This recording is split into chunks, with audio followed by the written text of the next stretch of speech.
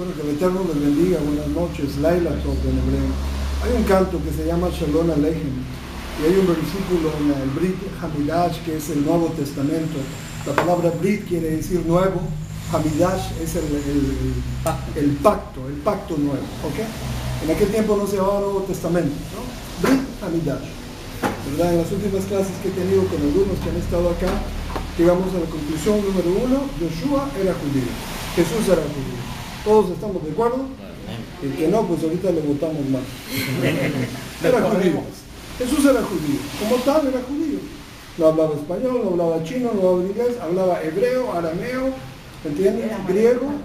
Pues más o menos, ahí medio guapo como yo, pero bueno. Entonces, era judío. Y como tal judío tenía que vivir en su trastorno judío. En su idioma, en su forma, en su costumbre. No comía tacos, comía hummus, comía con la mano, ¿verdad? Hummus es una, no sé si alguien lo ha comido, es una salsa hecha de garbanzo. Comía mucho cordero, mucho pescado. Como tal tuvo que ser rabino, como ser rabino tuvo que ir a la yeshiva. Diga conmigo, yeshiva, que quiere decir universidad.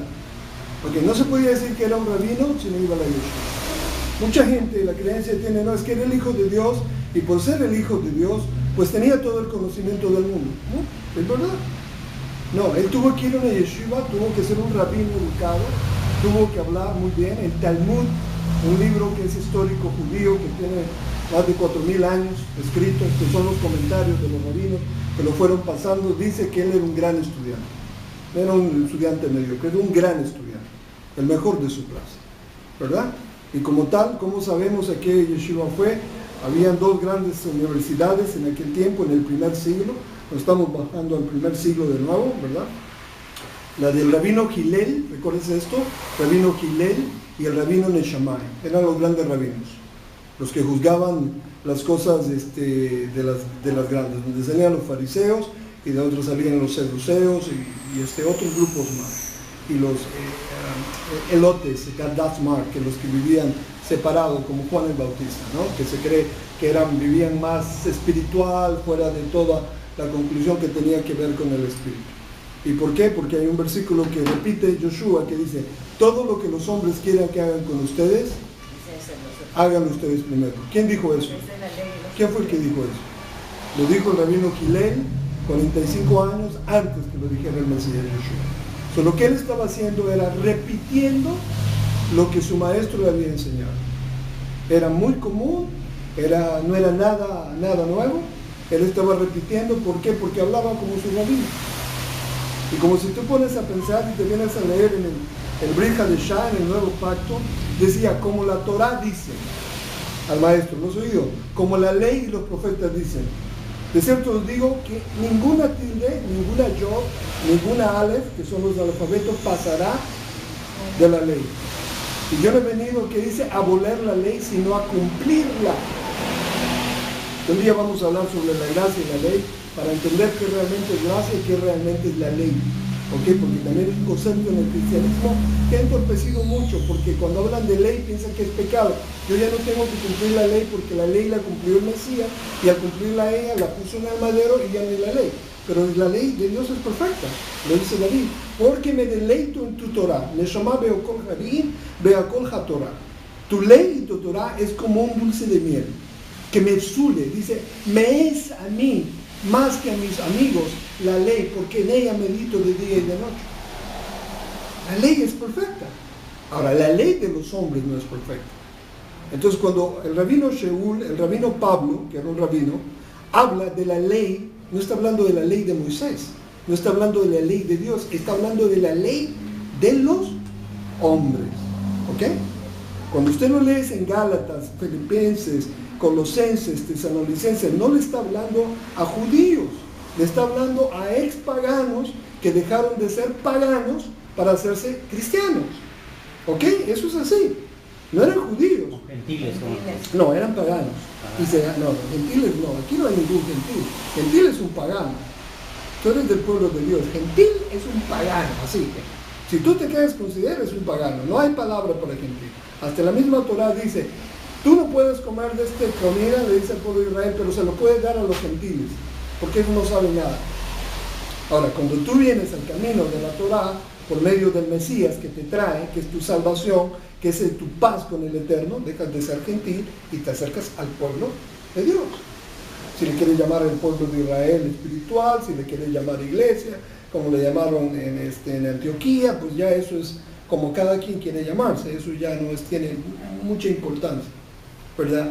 Pero en ese aspecto, cuando el rabino Shaul habla de la ley, nunca está hablando de la ley dada a Dios a Moisés, o dada porque si no, no lo hubiera cumplido el Mesías. Así es de simple. Así es de simple. ¿Cómo Dios te va a dar una ley que después no la puedas cumplir? Hermano Leví, es que la ley no se cumple. ¿De dónde sale esa teología? ¿De dónde empieza la teología que dice que la ley no se puede cumplir? Que la única que la cumplió el Señor y que por la ley somos pecadores, porque la ley nos enseña cuán pecadores somos. Así lo explica. Pues muy simple. Los primeros padres, bueno, no hablamos de los primeros, porque digamos que si hablamos del cristianismo, es la iglesia pues tradicional, no voy a decir nombres porque no tengo con nadie, pero el problema fue desde que ya entra Constantino como emperador y hace de todo un imperio el cristianismo para él. Entonces realmente antes ser cristiano en el tiempo de Constantino era un poder político. Si yo me hago cristiano voy a llegar a tener un poder político y dejó lo espiritual. Entonces, ¿qué pasó con los verdaderos creyentes? Con la tribu de los nazarenos. Diga conmigo, tribu de los nazarenos. Así es como se llamaba la tribu del Mesías. La tribu de los nazarenos no se llamaba presbiteriano, ni metodista, ni iglesia de Dios, ni asamblea de Dios, ni luterano, ni nada. Tribu de los nazarenos. ¿Por qué? Porque seguían el nazareno. En Antioquia se le llamó cristianos, que viene de Cristo, crisis, Mesías, ungido, como tú quieras llamarlo.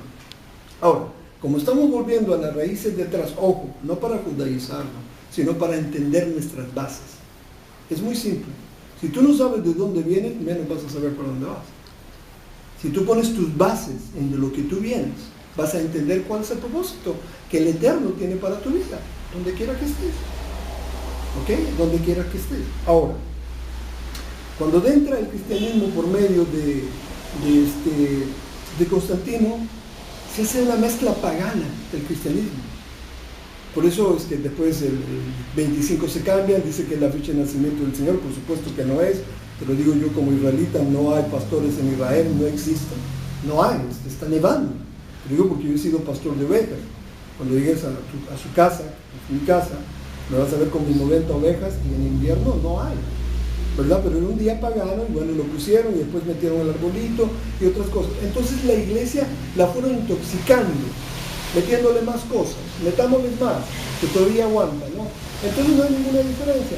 Entonces, bueno, después hablamos de mandamientos y después hablaremos de mandamientos y otras cosas, pero bueno, el punto es de que él era judío en toda su alma. Ese es el punto que quiero llegar. Ahora, como judío, pues tenía que conocer la ley. Al conocer la ley, nos enriquece. ¿Y nos enriquece en qué aspecto?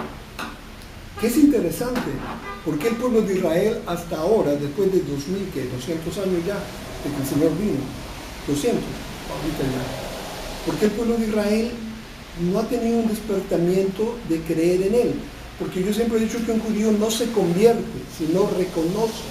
Ojo, ¿por qué no se convierte? Porque cuando hablamos de conversión, estamos hablando que viene de un Dios pagano, viene de ser, no sé qué sé yo, Hare Krishna, Nueva Era, no quiero decir nombres de iglesias porque todas son respetuosas y no quiero ofender a nadie ni a nadie. Y entonces te conviertes al Señor y dejas todo lo que tienes atrás y conoces al Dios verdadero. Pero cuando un judío reconoce al Mesías, no es que se convierte, sino que reconoce a su Mesías. Reconoce que es el Mesías. Ahora, es muy difícil que un judío reconozca al Mesías porque hay una gran diferencia. Y esto no quiero que se confunda. Uno, Jesús el griego. Dos, Yoshua el judío. Vuelvo y repito. Jesús el griego, Yoshua el judío. Y yo considero que mejor busques a Yoshua el judío, no porque yo sea judío y yo tengo la verdad y todo. Dice, ¿cómo le dijo la mujer samaritana? Mujer, tú no sabes nada, nosotros sí sabemos. La salvación viene de los judíos. Digo, Señor, tú pareces profeta. Haná, Hadabim, Beshokol, Harim. Nuestros padres nos dicen que en este monte adoremos de una mujer. Tú no sabes nada. Nosotros sí sabemos. La salvación viene de los judíos. ¿Quién lo dice? Nuestro maestro. Porque no me avergüenzo del Evangelio, porque es poder del Eterno para salvación. Primeramente, ¿qué? Al judío y después al que no lo es. Al que no lo es. Así de simple. Entonces, cuando digo Jesús el griego y Yeshua el judío, es porque hay una gran diferencia. Y te voy a decir lo que pasa. Cuando comienzan a pintar a Jesús, los primeros pintores lo hacen muy europeo. Lo pintan con ojos azules. Miguel Ángel, pues yo creo que comió mucho espagueti en esa noche y pues se puso así y así es, y hasta el día de ahora sí lo tienen, ¿verdad? Claro, los que ya no tenemos en imágenes o seguimos algo, pues sabemos que era del Medio Oriente, y como del Medio Oriente pues no se sabe, porque que en el cristianismo, lo lamentable en el cristianismo es que al no tener acceso al Talmud, al Midrash, a la Kabbalah, a libros que tienen 4.000, 5.000, es muy difícil que conozcan. Lo único que conozcan de su Mesías es que nació en Jerusalén, su ministerio y su muerte a los 33 años. Y de ahí no conocen más. No conocen qué hacía, si sabía que era carpintero, pero cómo lo hacía, de qué hablaba con esto y con otro. Porque hay, no caberían, como lo dice Yohanan, los libros de que hablan de él, de su vida, de su carácter, de su forma, de lo que él hace. Entonces es muy difícil. Y yo creo que eso ha sido también del enemigo, porque ha querido bloquear, y un pueblo miró la luz, dice, los gentiles adoren al Eterno. Los que eran gentiles, así dice una profecía que dice el rey David, porque esta salvación no era solo para el pueblo de Israel, era para toda la nación. Entonces quiero empezar a leer una parte de la Torah, pero primero quiero hacer una pequeña oración en hebreo y después se la leo en español. Dice: Adonai Tesegoi Manu, Migalá Elohim Jacob, Selah Adonai Teshuvaro, Adonai Hosheh Hamolá Aleinu. Dice: en las aras el Eterno amó las legiones con nosotros, fortaleza es para nosotros. El Dios de Jacob, eterno, amo de legiones, venturoso es el hombre que en ti confía. Oh eterno, salva, Rey, que nos responde en el día que te invoquemos. Que se magnifique, santifique su gran nombre. Digamos amén. Amén. En el mundo que creó conforme a su voluntad, que haga reinar su soberanía, haga florecer su salvación y haga que su ungido, el Mesías, venga muy pronto. En la vida y en los días de ustedes, así como todo de la casa de Israel y de la iglesia, prontamente en el tiempo cercano, digamos amén. Amén, que sea su gran nombre bendito eternamente y para siempre jamás. Que se bendiga, alabe, glorifique, ensalte, magnifique, sublime, lea el nombre del santo bendito es. Por encima de todas las bendiciones, cánticos, alabanzas y consolación, que son dichas en el mundo, y digamos amén. El misericordioso esperará la iniquidad y no destruirá, abundantemente lleno de misericordia. El Dios que salva, el Dios que sana. Bendito seas, Baruch Adonai Hamorah, Baruch Adonai Hamorah Baed. Bendito es aquel que nos dio la bendita Torah, la palabra del Eterno, eternamente y para siempre. Amén. Shama Israel, Adonai Elohinu, Adonai Echa, Baruch en Kombo, Majuto Leolam Baed. Beeta et Adonai Lebubeja, Beokel Abubeja, Behol Sheoneja, Beokol Ata, Berobeja. Amén. Escucha Israel, el Eterno nuestro Dios, el Eterno es uno y uno es. Bendito es su nombre para su majestad. Y amarás al Eterno tu Dios con todo tu corazón, con toda tu alma y con todas tus fuerzas. Y estas palabras que yo te ordeno el día de hoy estarán sobre tu corazón. Las enseñarás diligentemente a tus hijos y hablarás de ellas cuando estés sentado en tu casa y cuando andes en camino. Al acostarte y al levantarte las atarás por signos sobre tu mano y será filactería entre tus ojos. Y las escribirás sobre los marcos de tu casa. Lo pedimos en el nombre de Yeshua, Jesús el Mesías. Amén. Amén. Queridos hermanos, puede que mucho te toque cuando digo Yeshua el griego, Yeshua el hebreo, Jesús el griego. Estoy dando los consonantes para ver qué hicieron de la imagen de nuestro Mesías. ¿Ok? Y esto no es culpa tuya, ni es culpa de nada. Es culpa de la historia, es culpa de la gente que estuvo antes que tú. Pero la verdad dice que te hará, ¿qué? Libre. Y la verdad es una. ¿O no es así? No pueden haber dos verdades. La verdad simplemente es una y siempre va a ser una. Y Dios quiere que lo conozcas en la verdad. Vamos a ir al libro de Abdías. En Abdías es un profeta. En el capítulo 1, porque nada más tiene un 1. Y vamos a hablar de un versículo de la Torah. Torah quiere decir palabra, quiere decir la palabra, pero no solo palabra, sino quiere decir pegar. El significado de la palabra Torah es pegar en el blanco. Fíjate qué interesante. La Torah que Dios te da quiere que te pegue en el blanco. Eso es lo que significa. Te pegue en el blanco. Por eso dice que es como una espada, ¿verdad? Y en Abdías, capítulo 1, versículo 19, dice de la siguiente manera. No sé si dice igual de la suya, pero me imagino que sí. Los del Neguet. A ver, ¿alguien sabe lo que es el Neguet? Es una región. ¿Cómo se llama? En Israel. En Israel. El Neguet. Está en el sur. ¿Okay? El Neguet es un lugar donde hay mucha agua, es muy próspero. De ahí sacaron la idea que un árbol a la par del río dice que fluirá como río, que como un árbol sólido. Poseerán la región montañosa de Esaú. La montañosa de Esaú es por el lado de Siria, por donde está el Golan High, el Golán, las montañas del Golán. Y los de Sefalá, la tierra de los filisteos, y poseerán el territorio de Efraín y el campo de Samaria. Y los de Behaim, dice, gozarán del Galán. Galad. Ahora aquí interesante que dice, en Nehemías dice abajo en el 20, y los exiliados de este ejército de los hijos de Israel que están entre los cananeos hasta Serepta, y los exiliados, diga conmigo exiliados, de Jerusalén, que están en Sefarat, diga conmigo Sefarat, poseerán las ciudades de Negev. La palabra que vamos a tomar aquí es Sefarat. ¿Alguien me puede decir qué es Sefarat? Sefarat es España, ¿ok? España. Ok, España. En 1492 fue en el tiempo en Palos Verdes, sale Cristóbal Colón, ¿ok? Vamos a entender, España es Sefarat, es como se llamaba. Los judíos llegan a Sefarat, a la tierra de España, en el tiempo del rey David. El rey David manda una expedición con los fenicios. ¿Saben lo que eran los fenicios? Sí. Los fenicios eran muy buenos navegadores, excelentes navegadores. Los judíos no eran tan buenos navegadores, eran buenos comerciantes. Eran buenos comerciantes. Eran de Sirio y Tidón. Sí, exacto. Pero tenían el arte de la navegación. Habían hecho ya lanchas muy grandes, barcos muy grandes, como los vikingos, y habían tenido una técnica muy buena. Llegan con el rey David a Sefarat. Y los judíos cuando bajan a España, pues no le pusieron a España, le pusieron Sefarat. Y se les conoce como los judíos sefarditas. Sefardíes, sefarditas, judíos españoles. Y ahora voy a hablar de apellidos y otras cosas más adelante, como Martínez, Rodríguez, Enríquez, Gómez, y les voy a explicar dónde vienen todos esos apellidos y qué significan. Entonces llegan, y cuando el rey Salomón comienza a construir el templo, el Bet, diga conmigo, Bet Hamidash.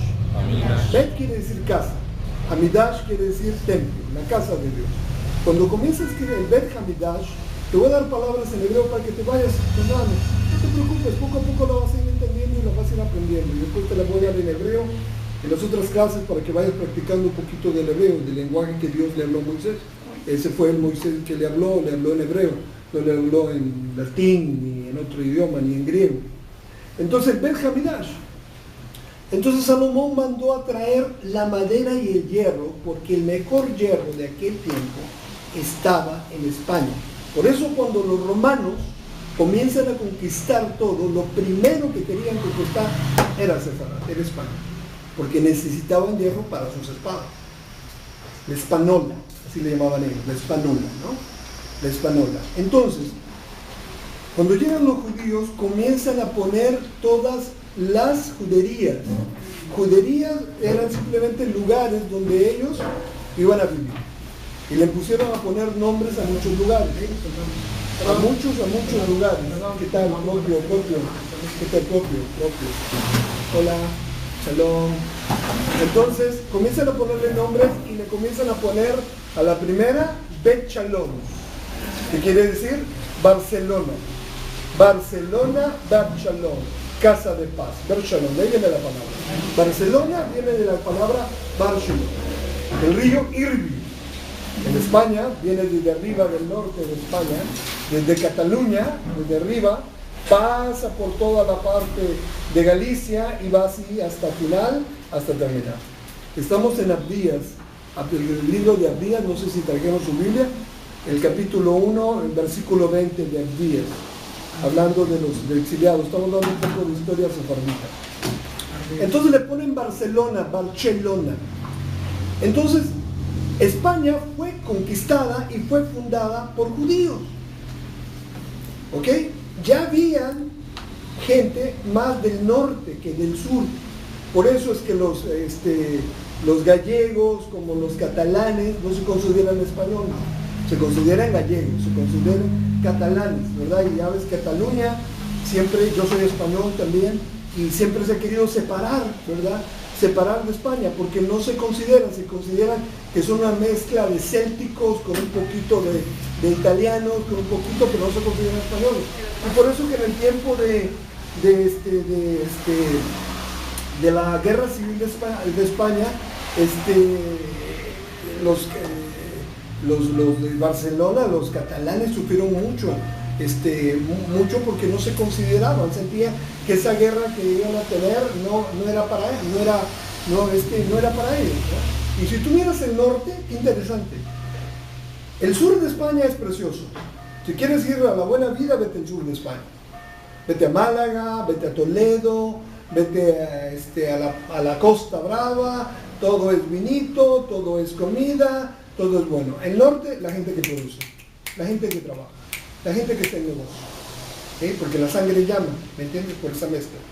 Simplemente si Cataluña, si Galicia, si el País Vasco, ¿me entiendes?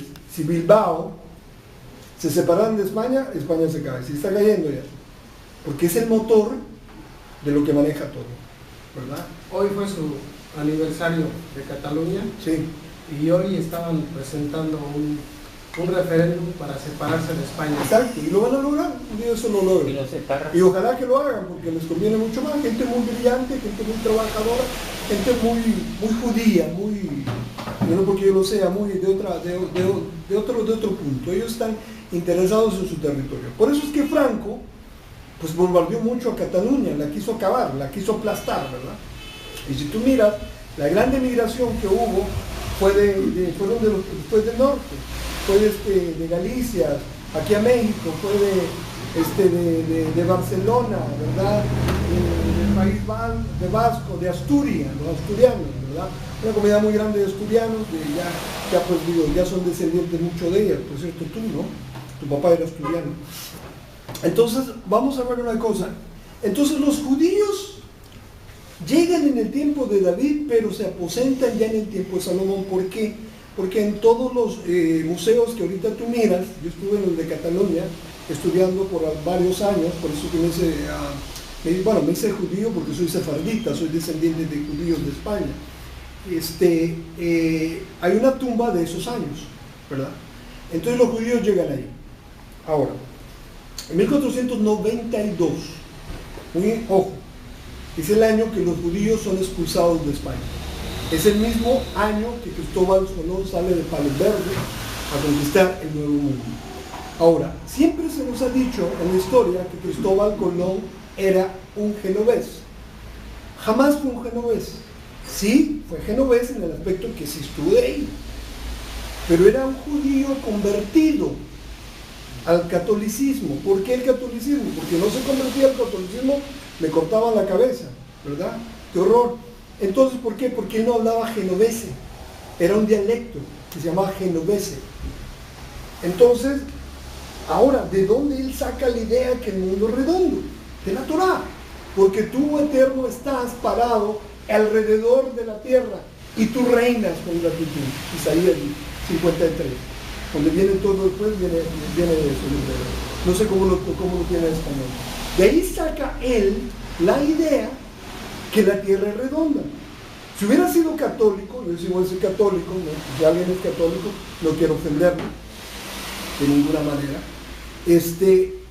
no hubiera podido leer la Torá porque los únicos que leían la Biblia eran los católicos, eran los sacerdotes, y se las daban en latín y se las leían, y pues todo el mundo decía amén, pero no entendía nada. Entonces ahora, la otra idea que la reina Isabel y Fernando, los católicos, le dieron el dinero, tampoco es mentira. Fueron como 10 de los grandes judíos que le pagaron a él para creer, porque necesitaban salir de España, porque la única opción era la conversión para llamarse cristianos nuevos, la Inquisición o irse sin nada. Entonces todo el oro, toda la plata que Cristóbal llegó y toda esta idea que dice que trajo a todos los hostureros y a todos los ladrones y a todos estos, no fue tanto así. Fue que se trajo cantidad de judíos. El primero que dijo tierra a la vista era un judío. El primero que llegó a Cuba, Luis de Torres, era un judío convertido. Claro que se cambiaban los apellidos y decía, sí, y seguían celebrando como los católicos, pero debajo del sótano seguían haciendo Shabbat, celebrando las todo. Interesante que cuando las firmas de Cristóbal Colón, dice Bahashem, diferente, bendito sea el nombre, pero en una mezcla que nada más los judíos podemos entender, codificado, como la Kabbalah, como el aspecto. Y cuando digo Kabbalah, por favor, no me vaya a asustar, no estoy hablando de misticismo, estoy hablando del misticismo de Dios, ¿ok? De lo secreto de Dios, amén. Sabe que Dios tiene su secreto en la Torah, la Torah del secreto de Dios. Entonces, y aparte le escribe una letra a su hijo Baruja, por Dios, su hijo se llama Baruja, que es un nombre hebreo, Baruch Hashem, bendito es el nombre. Ahora, se dice que Cristóbal Colón después la corona le quita lo de almirante, lo mandan a Santo Domingo y lo esposan con cadenas. ¿Por qué lo esposan con cadenas? El posarlo con cadenas no era solo que era un prófugo o algo, era porque estaba acusado por la Inquisición de algo, y la Inquisición se dio cuenta que era judío, y por eso le quitó, lo dejaron tranquilo porque ya no podían hacerle nada. Y murió, claro, en el anonimato. Pero sacó cantidades de judíos que vinieron al Nuevo Mundo. ¿Ok? Ahora, ¿por qué estoy hablando de todo esto? Es porque la sangre llama. Ahora, estos judíos se llamaban sefarditas, ¿por qué? Porque vinieron de Sefarad, judíos sefarditas. Hay dos clases de judíos, bueno, hay más. El judío ashkenazí, que es el judío que viene de Europa, viene de Alemania, viene de Rusia, viene de Polonia. Y el idioma que él habla, aparte del hebreo, es el Yiddish. Y el Yiddish es una mezcla de dash, da, kosh, da, la, Yiddish. Es una mezcla de alemán con ruso. Esa como Fiddler on the Roof, ¿la han visto usted? La película es desde Antevio. ¿Alguien miró la obra de Fiddler on the Roof? El violinista en el tejado. Bueno, el violinista en el tejado. Entonces ellos venían de Rusia, Anatesco, dice, entonces hablaban Yiddish. Nashni mama Yiddish, ay by day. Que la mayoría de muchos de los judíos que están en México, pues vinieron de Polonia, Alemania, los Saludowski, otros por acá, Bremer y otros por aquí, que han llegado por acá. Pero los sefarditas son los que nacieron en España y Portugal. Aparte están los judíos Mizraim, que son todos los judíos que han nacido en países árabes, que vienen de Mizraim, de la palabra, que son de Siria, de Alepo, de otros países como Irán, Irak. Ahora los iraníes también son farsis. Ahora están los falajos, que son los judíos de color negro, de Etiopía, cuando el rey Salomón procrea con la reina Sheba, con la reina, ¿cómo se dice? De Saba, ¿verdad? Y ahí viene el apellido Saba también, que son morenos con ojos azules. Pero la cosa es que todos son judíos. Ahora, interesante, tú vas a Israel, vas a ver rusos judíos, polacos judíos, mexicanos judíos, chinos judíos, japoneses judíos, alemanes judíos, salvadoreños judíos, de todos. Y claro, ¿cómo son los judíos? No, pues míralos acá, son ojos azules, otros ojos verdes, otros morenos, otros, pero todos están unidos en el Estado de Israel. Todos comen diferente, todos hablan hebreo y todos hablan su idioma, el idioma que se sienten pues más confiables en su casa. Pero cuando es la unidad de Israel, todos son judíos. Unos son más religiosos, otros son más conservadores, otros son reformados, pero todos son judíos. Eso es lo más importante. Ahora, cuando Cristóbal Colón trae a todos estos de Sefarad, la profecía dice que los que están en Sefarad poseerán la ciudad del Negev. Está profetizando de los judíos sefarditas y el Negev que volverán allá. Ahora, cuando Cristóbal Colón saca a todos estos judíos, se vienen acá, pero acá tampoco pudieron practicar abiertamente su judaísmo, porque lo único que los estaba esperando era la Inquisición, la hoguera, ¿verdad? Y que recuérdate que con un solo acusación de que tú eres un marrano, entonces se les llamó marranos. Se les llamó marranos porque para que ellos dijeran que eran verdaderos creyentes tenían que comerse un pedazo de puerco asado delante de todos en la plaza. Y se lo comían, entonces estaban diciendo, porque los judíos no comen los puercos, ustedes lo saben, ¿verdad? Entonces para decir que eras un verdadero creyente, 100% católico, apostólico, romano, tenías que comerte un pedazo de carne de cerdo, ¿verdad? Y claro, por lo regular los que se convirtieron, que también fueron muchos, se les llamó Bené, digan conmigo, Bené Anusim, hijos de lo forzado, hijos a lo forzado, que fueron forzados, convertidos, no tenían otra opción, no tenían otra opción. Bené Anusim. Ahora, los Bené Anusim fueron los que se convirtieron a la fuerza. Estamos hablando de 520 años atrás, señores, 1492. Ahora, ¿quiere saber usted lo más? Bueno, entonces ya nos vamos a quedar en el capítulo que dijo que los judíos vinieron al nuevo mundo. Por eso es que los tres primeros, no conquistadores, sino los que fundaron Monterrey, fueron judíos. Carvajal y todos estos. Por cierto, Carvajal lo dejaron, pero el otro, Alosa, lo mataron. Lo mataron porque se dieron cuenta, y precisamente ellos fundan Monterrey porque Monterrey, y le ponen el rey de León por el león de Judá, ¿me entiendes? Por el león de Judá le ponen el reino de León, Nuevo León por Judá, y después de eso buscaban un lugar que fuera fortificado, y Monterrey lo es, ya te fijas, ¿no? Está el cerro de la Silla y está forzado, entonces se sentían. Punto número 2, todos los regios les gusta tener un arbolito de ¿qué? De granada. Y la granada, ¿saben lo que es la granada?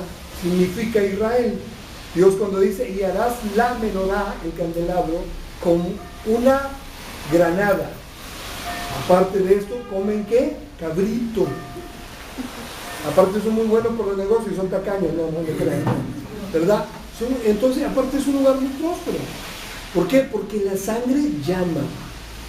La noche de esta clase se llama La sangre llama. Bueno, entonces vienen para acá y todos esos judíos sefarditas comienzan a irse a Perú, Argentina, claro, en aquel tiempo no se llamaba de esa manera, a conquistar el nombre de la corona española. Muy diferente a lo que pasó con los ingleses. Los ingleses y los holandeses siempre creyeron que la religión no era ningún problema, ¿verdad? Por eso recuerden de que el rey se separa de la iglesia católica porque se quiere llevar a otra chica y quiere casarse, y ahí empieza lo que es la iglesia anglicana, ¿no? Anglicana, porque no le daban el divorcio, ¿no? Entonces resulta de que los ingleses y los holandeses les daban oportunidad a los judíos que practicaran su religión. Entonces, los judíos cuando salen de España, muchos se van para Holanda, muchos se van para Inglaterra y otros se van para Turquía y para otros lugares. Los judíos sefarditas, los que dijeron, yo ni me convierto al catolicismo, pierdo todo, pero yo sigo siendo judío, nací judío y me muero judío. Así de simple.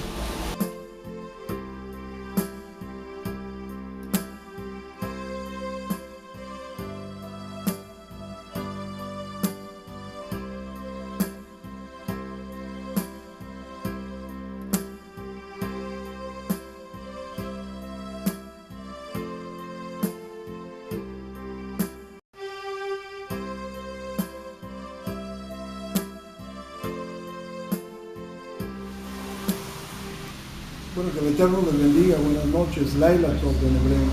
Hay un canto que se llama Shalom Aleichem, y hay un versículo en el Brit Hamidash, que es el Nuevo Testamento.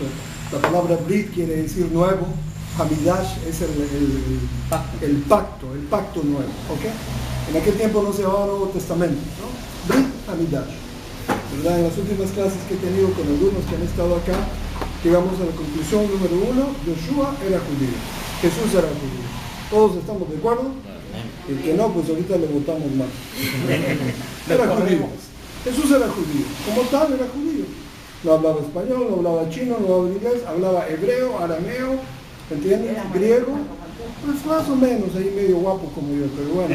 Entonces era judío, y como tal judío tenía que vivir en su trastorno judío, en su idioma, en su forma, en su costumbre. No comía tacos, comía hummus, comía con la mano, ¿verdad? Hummus es no sé si alguien lo ha comido, es una salsa hecha de garbanzo. Comía mucho cordero, mucho pescado. Como tal tuvo que ser rabino, como ser rabino tuvo que ir a la yeshiva. Diga conmigo, yeshiva, que quiere decir universidad. Porque no se podía decir que era un rabino si no iba a la yeshiva. Mucha gente la creencia tiene, no, es que era el hijo de Dios, y por ser el hijo de Dios, pues tenía todo el conocimiento del mundo. ¿No? ¿Es verdad? No, él tuvo que ir a una yeshiva, tuvo que ser un rabino educado, tuvo que hablar muy bien. El Talmud, un libro que es histórico judío, que tiene más de 4000 años escritos, que son los comentarios de los rabinos que lo fueron pasando, dice que él era un gran estudiante. No era un estudiante mediocre, era un gran estudiante, el mejor de su clase, ¿verdad?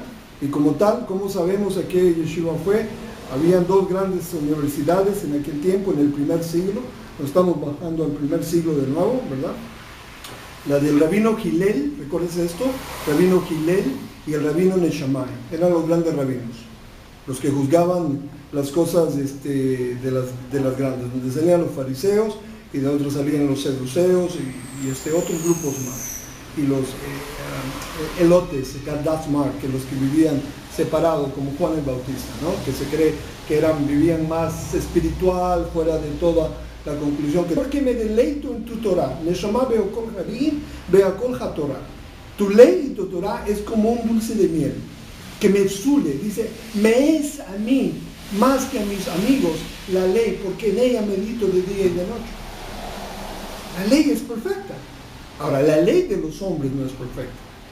Entonces, cuando el rabino Shaul, el rabino Pablo, que era un rabino, habla de la ley, no está hablando de la ley de Moisés, no está hablando de la ley de Dios, está hablando de la ley de los hombres. ¿Ok? Cuando usted lo lee en Gálatas, Filipenses, Colosenses, Tesalonicenses, no le está hablando a judíos, le está hablando a expaganos que dejaron de ser paganos para hacerse cristianos. ¿Ok? Eso es así. No eran judíos. Gentiles, no, eran paganos. No, gentiles no, aquí no hay ningún gentil. Gentil es un pagano.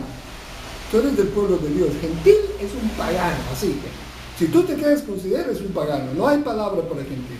Hasta la misma Torah dice, tú no puedes comer de esta comida, le dice al pueblo de Israel, pero se lo puedes dar a los gentiles, porque ellos no saben nada.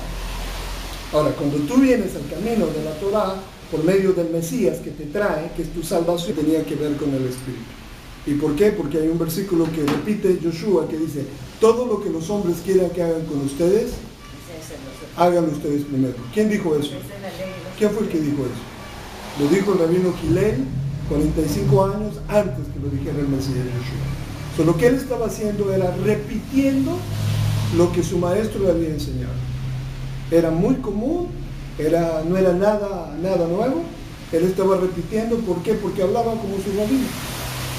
Y como si tú pones a pensar y te vienes a leer en el Brit Hadashah, en el Nuevo Pacto, decía, como la Torah dice al maestro, ¿no has oído? Como la ley y los profetas dicen. De cierto os digo que ninguna tilde, ninguna yod, ninguna aleph, que son los alfabetos, pasará de la ley. Y yo no he venido, que dice, a abolir la ley, sino a cumplirla. Un día vamos a hablar sobre la gracia y la ley para entender qué realmente es gracia y qué realmente es la ley. ¿Ok? Porque también es un concepto en el cristianismo que ha entorpecido mucho, porque cuando hablan de ley piensan que es pecado. Yo ya no tengo que cumplir la ley porque la ley la cumplió el Mesías y al cumplirla ella la puso en el madero y ya no es la ley. Pero la ley de Dios es perfecta, lo dice David. Pero que es tu paz con el Eterno, dejas de ser gentil y te acercas al pueblo de Dios. Si le quieres llamar el pueblo de Israel espiritual, si le quieres llamar iglesia, como le llamaron en Antioquía, pues ya eso es como cada quien quiere llamarse, eso ya no tiene mucha importancia, ¿verdad? Pero en ese aspecto, cuando el rabino Shaul habla de la ley, nunca está hablando de la ley dada a Dios a Moisés, o dada porque si no, no lo hubiera cumplido el Mesías. Así es de simple. Así es de simple. ¿Cómo Dios te va a dar una ley que después no la puedas cumplir? Hermano Leví, es que la ley no se cumple. ¿De dónde sale esa teología? ¿De dónde empieza la teología que dice que la ley no se puede cumplir? Que la única que la cumplió el Señor y que por la ley somos pecadores, porque la ley nos enseña cuán pecadores somos. Así lo explica. Pues muy simple. Los primeros padres, bueno, no hablamos de los primeros, porque hemos dicho que si hablamos del cristianismo, es la iglesia pues tradicional, no voy a decir nombres porque no tengo con nadie, pero el problema fue desde que ya entra Constantino como emperador y hace de todo el imperio el cristianismo para él. Entonces realmente antes de ser cristiano en el tiempo de